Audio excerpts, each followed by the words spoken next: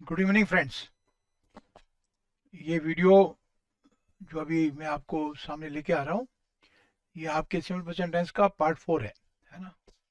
पिछली वीडियो मैंने आपको बताया था कि कुछ वर्ब्स हैं, बच्चे के बाद पूछते भी हैं मेरे से, हमको कन्फ्यूजन होता है कि कौन कौन सी वर्ब है जिनका जिसमें सिविल प्रेजेंट टेंस में सब्जेक्ट सिमिलर होता है, तो उन वर्ब के साथ में अपन किसी के साथ में एस लगाते हैं, किसी के साथ में एस लगाते हैं। तो थोड़ा सा मैं आपको उनके बारे में बताना चाहूँगा।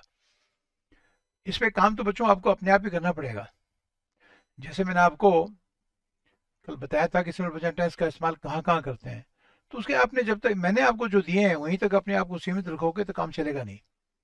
आपने डिक्शनरी में से वर्ब निकालनी है, ध्यान रखना। आप रोज निकालो 15-20, क्योंकि वो आपके हर एक उसमें काम आएंगी, हर टेंस में हर जगह काम आएंगी। फिर उनके सेंटेंस बनाओ, फिर अपने आप सोचो कि क्या इस वर्ब को मैं आदत के लिए किसी हैबिचुअल एक्शन के लिए इस्तेमाल कर सकता हूँ, नहीं कर सकता हूँ। Are you getting my point और नॉट? ठीक है। डिक्शनरी में से बच्चों रोज आपके 15-20 वर्ब्स निकालो और जो जो टेंस आप कर रहे हो उन टेंसेस में उनका इस्तेमाल करो। ठीक है। डिक्शनरी भरी पड़ी है उसमें वर्ब से, और निकालना भी मैंने आपको बता रखा है। ठीक है। तो डिक्शनरी के अंदर, और चाहोगे तो मैं उसका एक पीडीएफ बना के इसमें डाल दूंगा, लेकिन मेरे को उसमें बहुत मेहनत करनी पड़ेगी। मैं भी डिक्शनरी से निकालूंगा, तो बनी बनाई है। तो उसमें देखो आप 15-20 आपका रोज लो डिक्शनरी के अंदर। ठीक है।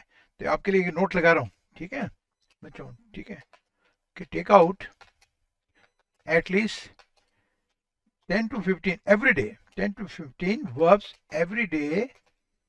ठीक है। and use them in sentences relating to the tenses that we are studying, जो हम पढ़ रहे हैं उनके साथ रिलेट करो, उनके साथ में। तो इससे आपको, यह आपका रिसर्च वर्क है। This is your research work, this is your research work. ये करना पड़ेगा अगर सीखना चाहते हो तो। तभी तो आते नहीं इंग्लिश हमको, क्योंकि ढंग से करते भी नहीं है। और काश ये जो स्पोकन इंग्लिश वाले हैं वो भी ऐसा करें। This is your research work. ठीक है ना। फिर उसमें टेस्ट करो कि क्या ये वर्ब मैं हैबिचुअल एक्शन के लिए इस्तेमाल कर सकता हूँ। उसमें कई सारे हो जाएंगे। एक उदाहरण देता हूँ, जैसे आपने एक वर्ब देखी अबंडन। अबंडन का तो छोड़ना होता है, to give up, to quit, ये इसका मीनिंग होता है। जितनी आप सेंटेंस बनाओगे बच्चों उतना आपको आएगा। अभी हमारे पास इतना टाइम नहीं है, मैं आपको सच कह रहा हूँ कि मेरी भी तबीयत ऐसी रहती है, और इसलिए मैंने आपका वो शॉर्ट वीडियो आपको देने के लिए मैंने बोला हुआ है कि रोज दे दूंगा। अभी पूरा दे नहीं पा रहा हूँ, लेकिन मैं रोज कोशिश करूंगा आपको दो दूं। एक आध दिन में ठीक ठाक हो जाएगा हिसाब किताब। ठीक है ना। गिव अप है, क्विट है, फोरसेक है। तो आपने दिमाग लगाना है, इससे आपका दिमाग चलेगा। खाली स्पून फीडिंग से काम नहीं चल सकता, स्पून फीड करना बहुत जरूरी होता है।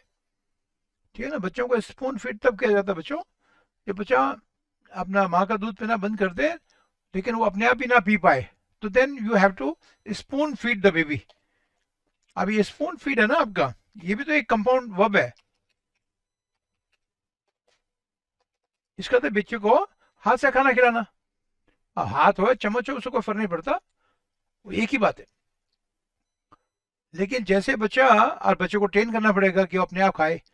स्पून फीड बड़े बच्चे को नहीं किया जाता। तो ये आपकी रिसर्च वर्क है।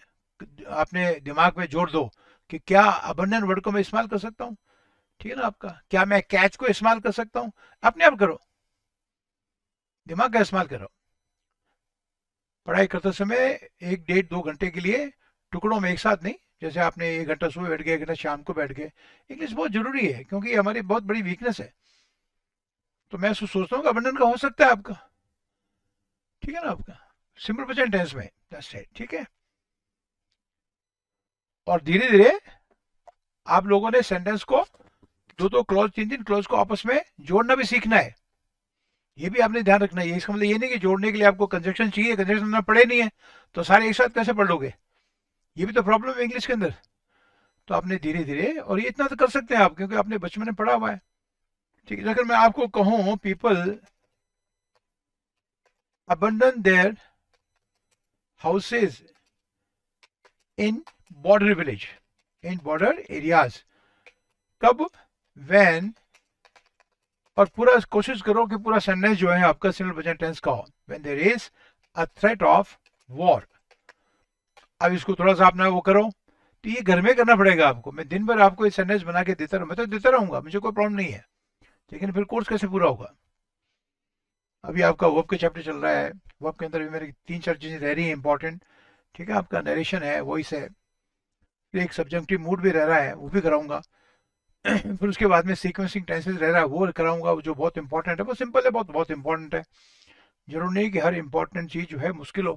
फिर उसके बाद में एडवर्ब है, प्रिपोजिशंस हैं, ठीक है ना, कंजक्शन से, ये सब कराने मैंने आपको। तो कैसे करेंगे फिर आपको, ये बताओ मेरे को, है ना? तो थोड़ा दिमाग लगाओ। और इसका मीनिंग क्या हुआ? और ये एक तरह का हैबिचुअल एक्शन है। जब कभी भी थ्रेट का मतलब यहाँ पर आपका हो गया खतरा, जब कभी वॉर का खतरा होता है तो लोग जो है अपने बॉर्डर एरियाज में अपने घरों को छोड़ देते हैं, फैक्ट है। क्योंकि लड़ाई तो बॉर्डर पे लड़ी जाएगी ना, आपका शहर में थोड़ी लड़ी जाएगी, है ना? तो ये बिल्कुल बन गया। अगर मैं आपको कहूँ कि मुझे एकम्प्लिश का, देखो देखें एकम्प्लिश का बनता है कि नहीं बनता है आपका, आपको रेसेंट का बनता नहीं बनता, आपका एब्रोगेट का बनता नहीं बनता। तो ये आपने आपने टेस्ट करना है, ये आपका, जैसे मैंने बताया बच्चों, आपका ये वो है, रिसर्च वर्क है, राइट। अब रेसेंट का, एब्रोगेट का, हैबिचुअल एक्शंस मुश्किल ही है आपका, राइट, ठीक है, लेकिन बन भी सकता है। एब्रोगेट, रेसेंट का अर्थ होता है किसी कानून को खत्म करना, एबॉलिश करना। आपका एकम्प्लिश का अर्थ होता है किसी बड़े अचीवमेंट को हासिल करना। इसका बन सकता है हैबिचुअल रूप में, कैसे? तो ये तो मैं कह रहा हूं, जब तुम इसमें विचार करोगे, जैसे मैं आपको बता रहा हूं, तो भी तो आपकी इंग्लिश सुधरेगी, आपका दिमाग चलेगा, नहीं दिमाग तो ठस हो जाएगा, ठीक है। ये किसी व्यक्ति की आदत हो सकती है कि आदमी एकम्प्लिश का अर्थ होता है किसी बड़े अचीवमेंट को हासिल करना, ठीक है। इसका मीनिंग, पहले तो मीनिंग आना चाहिए आपको, टू अचीव समथिंग बिग, ये इसका मीनिंग होता है। तो एक लड़की है, तो उसके लिए आप कहना चाह रहे हो कि हमेशा जो ये अपनी एम बनाती है उसको हासिल कर लेती है, ये आदत हो सकती है इस लड़की की। इसने एम हासिल किया कि मैं टाइपिंग सीखूंगी, फर्स्ट क्लास टाइपिस्ट बन गई। उसने एम बनाया कि मैं आपका शॉर्ट हैंड सीखूंगी, सीख गई। उसने एम बनाया कि मैथ्स में एक्सपर्ट बन जाऊंगी, बन गई। उसने एम बनाया कि मैं इंग्लिश को फ्लुएंटली बोलना सीखूंगी, बोल रही है फ्लुएंटली एंड फ्लॉलेसली। फिर उसने एम बनाया कि इस साल मैंने एसएससी निकालना है, निकल गई। एसएससी निकालने के बाद उसने फिर आपका एम बनाया कि मैंने आईएएस को क्लियर करना है, कर लिया, ठीक है ना। तो कैसे कहोगे कि शी अकम्प्लिशेस। अब देखो बच्चों, अब यहां से आपका सिखलाई भी शुरू होगी। मैंने आपको कल भी बताया था कि ये जो वर्ड है अकम्प्लिश, जो एस एच से बंद हो, खत्म हो रहा है ना आपका, तो इसके पीछे एस नहीं लगता, ध्यान रखना, इसके पीछे ई एस लगता है।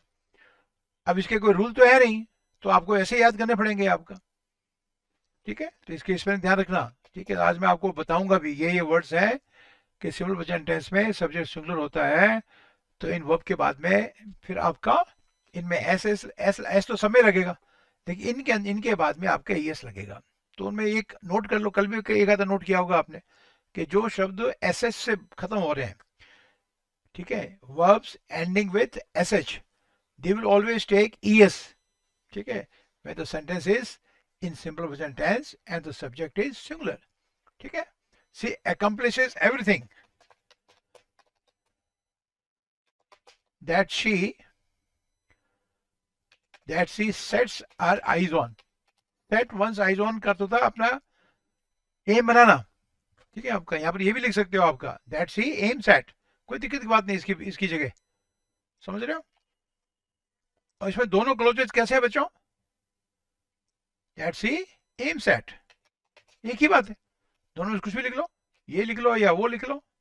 that she sets her eyes on and this time she has set her eyes on IAS। ऐसे बोलना सीखो तभी इंग्लिश आएगी, कोई ग्रामर थोड़ी सिखाएगी भैया ये। तो इसके लिए आपको पढ़ना पड़ेगा बच्चों, मैं आपको ये कह रहा हूँ, आपको पढ़ना बहुत जरूरी है, इंग्लिश को सुनना बहुत जरूरी है, ठीक है। जिस आई होप कि को आपको सबको समझ आ गया होगा समझ में, ठीक है। इसका अर्थ हो गया कि जिन जिन पे अपनी वो नजरें गड़ाती है ना कि मैंने करना है, नजर गड़ाने का अर्थ होता है एम सेट करना, या सी एम सेट, उसको वो एकम्प्लिश कर लेती है, उसको वो अचीव कर लेती है, ये इसका मीनिंग हो गया। तो आपने देखा ये हो सकता है, तो ये मैं आपको कह रहा हूं, तो ये थोड़ा आपके लिए बच्चों रिसर्च वर्क है। और एक स्टूडेंट अगर रिसर्च वर्क नहीं करता है, जैसे टीचर कहता है वैसा नहीं करता है, तो उसकी कभी कोई भी चीज की कमी अब कभी दूर नहीं होगी। मैथ्स का थोड़ी आपको एक साल सवाल समझ में आ गया और आप मैथ्स में होशियार होंगे। मैथ्स का सवाल समझ होने के बाद में उसमें कई आपके टेढ़े मेढ़े भी सवाल आ जाते हैं, तो आपको एक तरह के सवाल कम से कम 200-300 क्वेश्चन करने पड़ेंगे। जब मैं यहाँ पूरा बैच चलाता था, रीजनिंग मैथ्स वगैरह, मेरे पास सारी शीट्स बनी हुई थी पहले, अब तो इधर उधर होगी सारी आप। उसमें एक एक चैप्टर के मेरे पास में हर एक के मेरा ये नियम था कि सबके 600 क्वेश्चन बनने चाहिए आपको, चाहे वर्क एंड टाइम का हो, टाइम एंड डिस्टेंस का हो, कुछ भी हो, ध्यान रखना आप, ये करना है आप। तो आज मैं आपको ये बताने वाला हूँ बच्चों कि वो कौन कौन से वर्ब्स हैं, वो लिख भी देता हूँ, वर्ब्स दैट टेक ईएस, ठीक है, इन सिंपल प्रेजेंट टेंस। वो जो मैं लिखता हूँ उसको भी पढ़ा करो, वो भी बड़ा काम का है। कैसे लिखना है सर आपका? टेक, टेक का मतलब क्या हुआ? जो लेती हैं, क्या लेती हैं अपने पीछे? ईएस लेती हैं। Verbs that take ES in simple present tense, कब? When the subject is singular. जब आप लिखना शुरू करोगे बच्चों, पढ़ना शुरू करोगे, तो चाहे ये सेंटेंस हो या कोई दूसरा टेढ़ा मेढ़ा सेंटेंस हो, सारे सेंटेंस बनाने आ जाएंगे आपको। ठीक है ना बच्चों, ध्यान रखना। एक तो आपको दे रहा हूं कि मैं उसको ऐसे दूंगा आपको कि जिनके पीछे एक्स होता है, ठीक है, तो मैं इसको ऐसे लिखूंगा एक्स, समझ गया आपका? कुछ वर्ब्स लिख दूंगा, सारे सारे तो मैं लिख नहीं पाऊंगा, है नहीं, लगे एक्स के ज्यादा भी नहीं होंगी वैसे भी। जैसे बॉक्स है, बॉक्स का मतलब क्या होता है? अब मैं वर्ब की बात कर रहा हूँ, ध्यान रखना, नाउन की बात नहीं कर रहा हूँ। बॉक्स का मतलब पंच करना, टू पंच, इसका बॉक्स का अर्थ होता है टू पंच, ठीक है, मुक्का मारना, और पंच में भी सी एच है ना बच्चों? तो दोनों के अगर आपने, अगर मैं किसी, ये इस्तेमाल कर सकते हो आपका सिंपल प्रेजेंट टेंस में। अगर मुझे किसी लड़के की बॉक्सिंग की तारीफ करनी हो, एक नया नया लड़का है आपका, 7-8 साल का ही है, लेकिन मैंने कहा ही बॉक्सेस वेरी वेल, यार ये तगड़े पंच मारता है, तो बता अच्छा खासा बॉक्सिंग आती है उसको, तो आपका, ठीक है, ही पंचेस वेरी वेल, पंच में भी आपको यस लगाना है। तो अगर मैं आपको ये दे दूंगा, एक सेकंड बच्चों,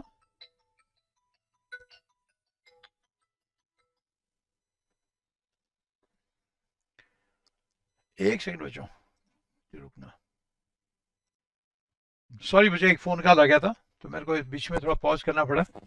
अच्छा, एक ये लाइव नहीं था, तो मेरी बात समझ गए ना बच्चों? तो जो आपके वर्ब्स, ठीक है ना, आपका जो आपके उससे शुरू हो रहे हैं एक्स से, तो उनके पीछे आप ईएस लगाओगे। इसमें ज्यादा शब्द है नहीं, 2-4 मैं लिख देता हूँ, ठीक है ना आपका? बॉक्स का, बॉक्स हो गया, ठीक है ना आपका? किसी को आप फिक्स कर रहे हो, दैट्स राइट। हालांकि आप सिंपल सेंटेंस में इस्तेमाल कर पाओगे नहीं, कर पाओगे वो अलग बात है, ठीक है? फिक्स, ठीक है, फिक्स हो किसी चीज पे फिक्स करना आपका, दैट्स राइट। तो ये कहीं और भी काम आ जाएगा, लेकिन अगर आपको जरूरत पड़ जाए बाई चांस, इसके पीछे आपने एस नहीं लगाना, मेरे कहने का है, एस लगाओ रेड लाइन लग जाएगी, एस लगाना है ये, ठीक है? कह भी सकते हो, जैसे आपने कहा उसकी आदत है कि ये हेयर स्प्रे से अपने बालों को फिक्स करता है। मैंने भी सोचना पड़ा एक मिनट के लिए, तुम भी सोचो, ये फिक्सेस द हेयर, किसने कहा इसके यार? जैसे पुराने एक्टर एक्ट्रेसेस के बाल होते हैं ना जमे हुए, तो ये fixes his hair with a hair spray, बिल्कुल ठीक है, ये आदतन में बन सकता है। तो आप ज्यादातर देखोगे बच्चों, तो ऐसे लगेगा आपको बना सकते हैं हम, कोई दिक्कत की बात नहीं है आपका। ये एक्स वाले ज्यादा वर्ड है नहीं, तो जो 2-4 है मैं दे देता हूँ आपको, और भी होंगे, ढूंढना आपका डिक्शनरी के अंदर। एनएक्स का, एनएक्स वर्ब है, ये सारी वर्ब ही कर रहे हैं अपन, तो बताने की जरूरत नहीं है बच्चों, ठीक है ना? तो एनएक्स का अर्थ होता है किसी देश के एक भाग को अपने देश में मिला लेना, ठीक है? पास्ट के तो बहुत बना सकते हो, ठीक है आपका,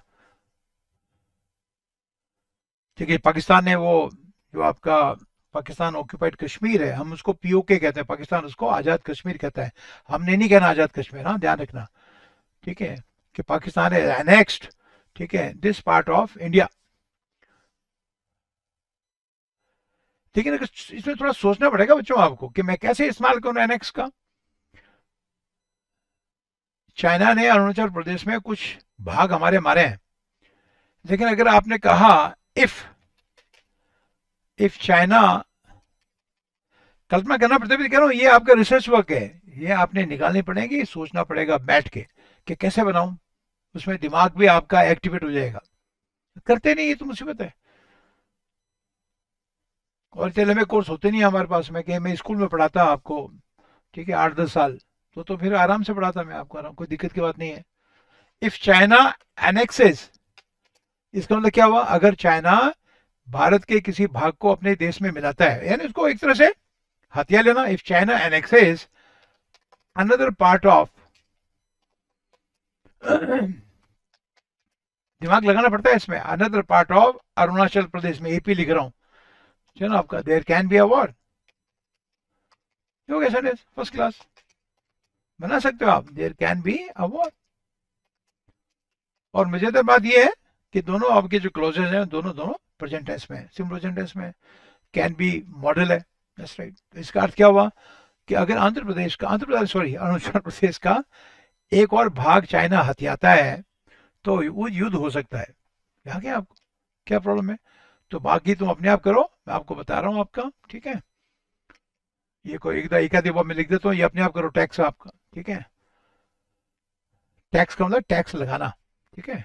टैक्स मतलब टैक्स भी होता है, ये आपको आने चाहिए सारे वर्ब, ठीक है।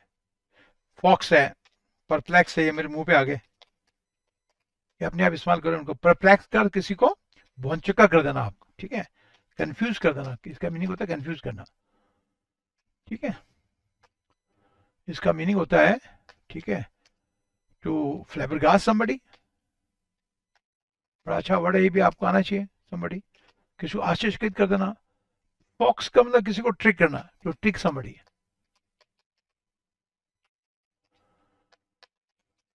ठीक है। और टैक्स का अर्थ होता है टू लेवी टैक्स, टैक्स लगाना, ठीक है, टू लेवी टैक्स। अब लेवी आपका वर्ब हो गया, टैक्स आपका नाउन हो गया, ठीक है।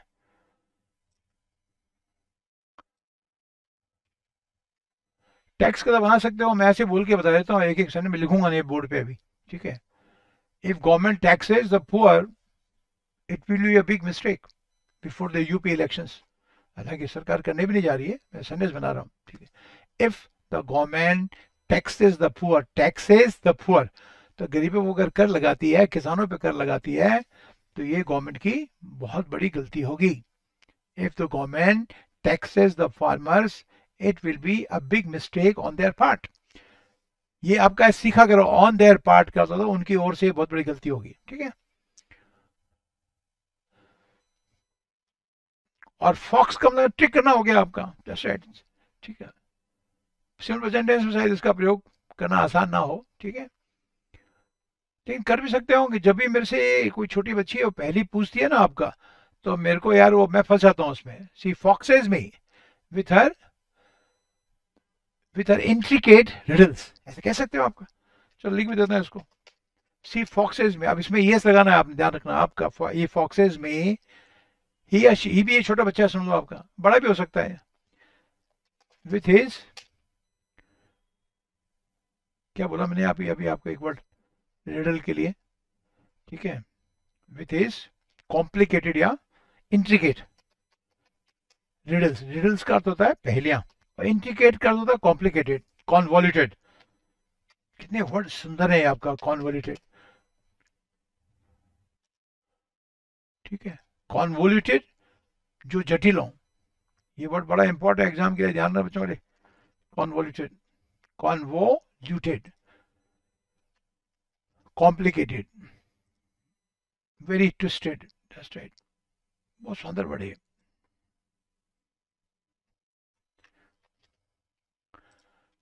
तो आपके पास में देखो, कंप्यूटर पढ़ाने का कितना शानदार फायदा है, कोई चीज गलत नहीं जा सकती है, आपको गारंटीड है। लेकिन वो पढ़ने ही कोई नहीं चाहते यार। क्या करें बताओ, कुछ नहीं कर सकता ना आपका, कुछ नहीं कर सकते आपका, क्या कर सकते हैं आपका। इतना गलत पढ़ाते हैं यूट्यूब में जिसकी हद नहीं है, ज्यादातर नहीं, कुछ लोग। ट्विस्टिंग बहुत मुड़ा हुआ, वेरी कॉन्वोल्यूटेड, रूट है, नॉट का मतलब गांठ, तो ऐसी कॉन्वोल्यूटेड गांठ का मतलब क्या हुआ, ऐसी गांठ जो बहुत ही जटिल हो, आसानी से ना खुले। और क्या लिखा, describe sentences, explanations and arguments that are unreasonably long and difficult to understand, ये कॉन्वोल्यूटेड अर्थ हो गया। तो टीचर अगर आपको कोई चीज़ बताता है तो वो नोट कर लेना, मेरे मुंह पे आ गया तो एग्जाम में भी आ सकता है, वो याद रखना आपका, ठीक है। सिंपल भाषा में इसका अर्थ हो गया कॉम्प्लिकेटेड, ठीक है, इंट्रिकेट, ठीक है, जटिल, बहुत उलझा हुआ। तो कह रहा है किसी आदमी के ग्रामर के एक्सप्लेनेशन है, दे आर टेरिबली कॉन्वोल्यूटेड, तो इतनी जटिल है कि वो पढ़ाता है वो भी समझ नहीं आता है। तो सिंपल भाषा में आपकी चीजें समझानी चाहिए। अब दूसरा मैं आपको दे रहा हूँ, जैसे सी एच के मैंने वैसे उदाहरण दे दिया आपको कि जिन वर्ड के पीछे सी एच होगा, ठीक है बच्चों, तो ज़्यादातर वो आपके उनके पीछे ई एस लगेगा, ठीक है। ये बहुत सारे वर्ड है, दुनिया भर के वर्ड है, ठीक है। एक्म्प्लिश का मैंने उदाहरण दिया आपका, अप्रोच है, एक दो उदाहरण दे दूंगा, मैं सबके उदाहरण दे नहीं पाऊंगा, पहले बता रहा हूँ आपको, ठीक है। अप्रोच का अर्थ होता है किसी के पास जाना, किसी चीज का भी आदमी के लिए भी इस्तेमाल कर सकते हो आपका। आदमी के लिए तो आप आदत बना सकते हो आपका, तूफान वगैरह के लिए नहीं कर सकते हो। इफ आई से स्टॉर्म इज अप्रोचिंग, तो उसमें तो कोई मतलब नहीं है, उसमें आईएनजी लगेगा। एक आदमी ने अपने दोस्त को कहा कि कल ये आदमी मेरे पास में आया था यार एक ऑफर लेके, क्या करूं आपको। तो उसके दोस्त ने कहा कि अगर वो तेरे पास दोबारा आता ना मेरे को बुला लेना। तो कैसे कहोगे, इफ, तभी तो मैंने आपको कह रहा हूं थोड़ा सा कॉम्प्लेक्स सेंटेंस भी बनाना सीखना शुरू कर दो। इफ आपका है सबऑर्डिनेट कंजक्शन, उसे क्लॉज बनाओ, if he approaches you again. इसका मीनिंग क्या हो गया बच्चों, कि अगर वो तेरे पास में दोबारा आता है, यू कैन कॉल मी, तो मेरे को बुला लेना, then I will talk to him. Business बारे में तेरे ज्यादा पता है नहीं, मुझे तो है, वो ऑलरेडी बिजनेसमैन है, हो गया। तो मैं आपको वर्ड दे रहा हूँ, बाकी सेंटेंस आपने अपने आप बनाने, ध्यान आप, ठीक है। आर्च, आर्च का मतलब किसी चीज को मोड़ना, ज्यादातर जो है कमर वर्ग को मोड़ा जाता है आपका, ठीक है। आप जैसे आप बैक को आर्च करते हो अंगड़ाई लेने के लिए आपका, है ना आपका, तो आर्च हो गया आपका, ठीक है। इसका बना जानवर के लिए बना सकते हो आपका, कैसे, when a cat arches its back, ठीक है, कि जब कैट जो है अपनी कमर को मोड़ती है, ठीक है, स्ट्रेच करने के लिहाज से, स्ट्रेच कभी लिख लो, it's back, it looks graceful, बात सही है, ग्रेसफुल लगती है, वो शालीन लगती है। कैट की अपनी नजाकत है, वो बड़ी नजाकत वाली लगती है, कमर को मोड़ती है। कभी देखा है उसको अंगड़े लेते हुए आगे से कमर यूं मुड़ जाती है, that's called arch, that's right. और नाउन के रूप में आर्च का अर्थ होता है कोई आपका बड़ी सी वो बनी हुई गेट बना हुआ, तो उसके ऊपर एक आर्च है ऐसा घुमा हुआ, ठीक है। अर्धचंद्राकार, अर्धचंद्राकार, चंद्राकार क्या चंद्राकार जो भी है शेप बनता है, that is called arch, that's right. पुराने जमाने में शायद मेरे ख्याल से रोम को कहते हैं city of arches, I may be wrong, लेकिन आप कह सकते हो, ठीक है। तो ये सब आपके वर्ड को इस्तेमाल करो आपका। कल मैंने आपको मेरे ख्याल से वो बताया था आपका ब्लैंच का, दोनों ब्लैंच का, ठीक है, ठीक है। वॉच, ये वर्ड भी बड़े इंपॉर्टेंट है बच्चों, मैं आपको फिर कह रहा हूँ, डिक्शनरी में जाइए और डिक्शनरी में उसको मारो वहां पर वर्ब को, एडवांस सर्च है ना आपका, उस एडवांस सर्च में क्लिक करो ऑल वर्ब्स। तो ये रिसर्च काम तो करना ही पड़ेगा आपको भाई, रिसर्च काम नहीं करोगे कैसे होगा ये आपको। एडवांस सर्च में जाइए और ऑल वर्ब्स को क्लिक करो, ऑल वर्ब्स को क्लिक करने के बाद में, ठीक है, फिर उसकी सर्च की विंडो होगी ना, उस सर्च की विंडो में आपने ये मारना है एस्टेरिस्क और सी एच, तो जितने भी वर्ड सी एच के होंगे सारे खुल जाएंगे, सारी वर्ब्स होंगे वो, और उनके अंत में आपका सी एच होगा, खुल जाएगा, क्या प्रॉब्लम है। तो ये अपने आप करो, ठीक है, ध्यान रखना आपका, ठीक है। जैसे बॉच है, तो बॉच का मीनिंग मैं बताता हूँ, बॉच का मीनिंग होता है टू स्पॉइल समथिंग, किसी चीज को बिगाड़ देना। और बॉच आपका नाउन है, इसका फ्रेज बनता है to make a botch of something, किसी काम को बिगाड़ देना, to make a hash of something, hash भी उसी में आपका, उसी फैमिली का वर्ड है, ठीक है ना।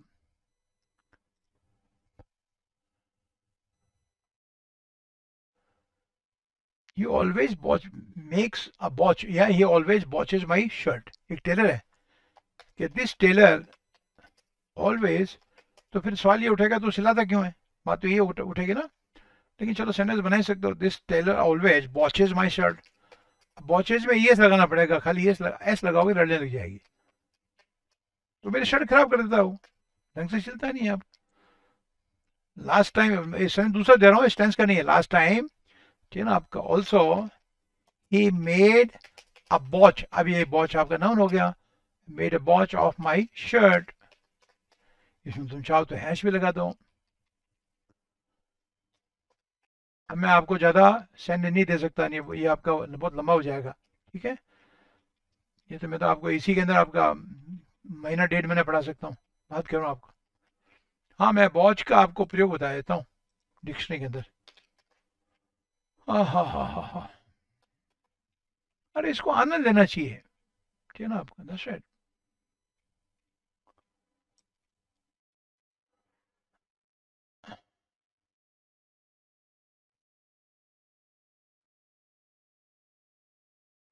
और वॉच के साथ नाउन के साथ में अब भी लगा सकते हो, ये देखो बड़ा शानदार वर्ड है, हैश बताता हूँ अभी आपको। ये मैंने कहा आपको नाउन भी है, ठीक है, और ये आपका वर्ब भी है, दिखाई दे रहा है। To spoil something by doing it badly, खराब काम शर्ट बिगाड़ दी, ढंग से सिली। He botched up our first attempt at wallpapering the bathroom, तो बाथरूम लगा रहे थे वॉल पेपर हो, ठीक है, तो सारा खराब कर दिया, सल पड़ गए उसमें, बहुत ढंग से लगाना पड़ती है, तो बड़े टेक्निकल काम है। अरे इसी तरह से हैश है, ठीक है, तो बहुत शानदार वर्ड है, आपको आने चाहिए। हैश टैग वाला अलग है, हाँ, ये फ्रेज है, ये देखो, फ्रेज के रूप में देखो ईडियम दे रखा है आपका। कितने लकी हो तुम लोग रे पागलों, ये समझने की कोशिश करो। दुनिया को मैं भी नहीं परवाह करता कि मेरे 10 व्यूज आ रहे हैं चाहे 20 आ रहे हैं, जिसने पढ़ना होगा पढ़ लेगा, नहीं पढ़ा उसकी किस्मत उसकी फूटी हुई है, मैं क्या करूँ। आप वो कचरा खाए जा रहे हैं। मेरा मन करता है एक बार सारे यूट्यूब के अंदर जितने बकवास आ रही है ना, इनका सबका एक वीडियो बनाऊं। कभी तो अपने कमेंट देना मेरे को। वैसे मैं एक तो बनाऊंगा, ये मैंने सोच रखा है, लेकिन किसी का नाम नहीं लूंगा, नाम लेना बेकार हो जाएगा। कम से उनको तो पता लगा रहे बेवकूफ़ हो तुम, इसको कितना गलत पढ़ रहे हो। मैं अभी बता भी नहीं पाऊंगा, मैं कुछ एक दो मैंने कहा से मैंने कहीं देखे थे, एक दिन मैंने इकट्ठे भी किए, फिर सब काट के फेंक दिए। मैंने बढ़ने तो क्या करना हमने को यार आप। और तुमको मैंने बोला हो जो ये फ्रेज है, to make a hash of something, to do something very badly. आपने एक कारपेंटर टेबल बनाई, और टेबल खट खट खट खट दराजे ढीली हो गई, ये हो गया वो हो गया, आपने कहा he made a hash of my table, that's right, he made, और कंप्लीट वर्ड भी लगा सकते हो, ठीक है, कि उसने पूरा पिछला वाला सवाल पूरा खराब कर दिया उसने, he made a complete hash of the last question. कितना शानदार फ्रेज है। तो ये मैंने आपको बता दिया बच्चों, कल मैं इसका एक और दे दूंगा आपको कुछ, ठीक है, तो और ये फिर खत्म करेंगे, फिर उसके बाद में मैं आपको लूंगा प्रेजेंट कंटिन्यूस टेंस। और जो मैंने आपको बताया था इसके क्या क्या प्रयोग होते हैं, आपने हैबिचुअल एक्शंस को बताने के लिए, ठीक है, फ्यूचर के एक्शन को बताने के लिए, ठीक है ना आपका, और क्या नाम इसका, डायरेक्शंस के लिए, तो सब आपने उनके सेंटेंस बनाने हैं। कमेंट्री के अंदर बॉल टू बॉल कमेंट्री में कैसे इस्तेमाल करोगे, बॉल फुटबॉल का कमेंट्री बनाओ आपका एक पेज की, दैट्स राइट, ठीक है। और उसमें ऐसा नहीं है कि कमेंट्री में दूसरा टेंस इस्तेमाल नहीं कर सकते, लेकिन मैंने आपको बताया जो बॉल टू बॉल डिस्क्रिप्शन है, this match is between so and so team and so and so team, ठीक है, okay, everybody is ready and the match is about to start, ठीक है, the ball is in the centre of the ground, ठीक है ना, the player passes the ball, ठीक है, to his teammate and he kicks the ball towards the opposition's goal post, ये हो गया, शुरू कर दो ऐसे, that's right, he dribbles, ठीक है ना आपका, passes 2-3 players and hits the ball into the net, तो गोल हो गया। तो ये सब चीजें करनी है आपने, नहीं करोगे तो होगा नहीं। और या फिर ध्यान से सुनो, थोड़ा सा रिकॉर्ड कर लो आपने, इसमें क्या नाम, मोबाइल में कोई मैच आपका बाहर का जिसमें कमेंट्री इंग्लिश में हो रही हो, और उसको फिर उसमें आपका टाइटल वगैरह हो तो उसको सुनो, ध्यान से देखो पढ़ो, ये रिसर्च वर्क है, इसी को तो रिसर्च कहते हैं। मेरे 2 लाइन बताने से कैसे हो जाएगा आपको, मैं बता रहा हूँ कि आपको सारी आपने वर्ब देखनी है, एस एच वाली, सी एच वाली, एक्स वाली, जेड वाली, ठीक है ना आपका, एस एच वाली ध्यान रखना, जेड वाली, ओ वाली भी, ओ वाली कल बताऊंगा आपको कि ओ वाली में कुछ कईयों के आगे, मैंने वैसे कल बताया भी था शायद आपको, कि जो वर्ब ओ से समाप्त होती हैं, ठीक है, तो उनके वो से पहले अगर एक और वॉवल है तो आपने क्या लगाना है, ठीक है ना। जैसे आपका बू है तो खाली एस लगाना है, ध्यान रखना। कू है, कू का मतलब कोयल की तरह कू करना, दैट्स राइट, ठीक है। She coos when she is in his arms, जब उसकी बाहों में होती है तो बड़ी मीठी मीठी बातें उसके मुंह से निकलती हैं, उसको कू कहते हैं आप, दैट्स राइट। कू कोयल की बोली है, दैट्स राइट, कू। हाँ, तो अब इसमें एस लगाना है। लेकिन अगर कोई वर्ड ऐसा है कि जिसके पीछे वॉवल, वॉवल नहीं पीछे मतलब ओ से पहले वॉवल नहीं है, तो फिर उसके पीछे एस लगाना है आपको। ये भी सिंपल वर्ड है, जैसे गो है तो ओ से पहले जी है, जी तो कंसोनेंट है तो फिर गोज हो जाएगा। कू का बनाना हो आपने सिंपल प्रेजेंट में एस लगेगा। तो ये सब कॉमन सेंस की बातें हैं, लेकिन आपके लिए जरूरी है, ध्यान रखना आपका। और जैसे सने बना कितना सुंदर अपने आप बन गया, ये बाई चांस मेरे मुंह पे आ गया।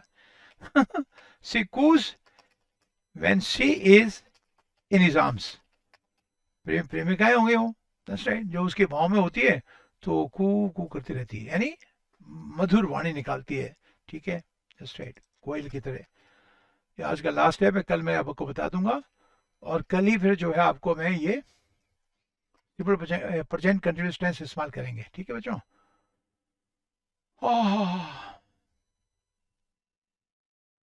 ये देखो, हमने तो बच्चों इसको सब डिक्शनरी विक्शनरी सब रटी हुई है यार, पढ़ता कोई नहीं हमसे, क्या करूं मैं आपका, मेरे पास कोई जरिया है नहीं। तुम्हारे पास में कोई जरिया हो तो मुझे बता देना भैया, क्योंकि मैं यूट्यूब में नया खिलाड़ी हूँ, मुझे ज़्यादा ज्ञान नहीं है। मैं तो एक आपका टूटा फूटा टीचर हूँ, जैसे होता है पढ़ा देता हूँ, बाकी मेरे को कुछ नहीं आता। लोग तो कहते हैं यार ऐसे हो जाता है, ये करो वो करो, पता नहीं क्या क्या बोलते हैं, क्या क्या करने के लिए, वो मुझे नहीं आता है। आपको छोटी बच्ची भी देखो, आप गड़गड़ करते हो, गड़ गड़गड़ आवाज निकालता है बच्चा, बोल पता नहीं है आपका, तो सेट। अब ये जीसन देखो, अब देखो क्या लिखा उसने, कोई अपने बहुत दिनों से मिला होगा पति से या प्रेमी से, how wonderful to see you again darling, she cooed, तो बड़ी उसने मधुर आवाज में उसको बोला। इसका मीनिंग है ये to speak in soft gentle and और लविंग वे, ठीक है। और ये बर्ड्स जो हैं आपके, डव्स हैं और पिजन्स हैं, ये सब कबूतरी हैं एक तरह के, पिजन्स के डव्स एक ही होते हैं, तो दे कू। और कोयल भी, ठीक है आपका, कुकू, तो कोयल की भाषा का कोई कहते हैं आपका, कोई आप एग्जाम में पेपर आ जाता है आपका कि कुकू का आवाज क्या है, तो वो कू है, बस राइट, ये कह रहा हूँ आपको। तो चलो बच्चों इसको ही खत्म करते हैं, कल मैं आपको ये दो चार और बता दूंगा, और डिक्शनरी में इसको आप अपने आप करो, ठीक है।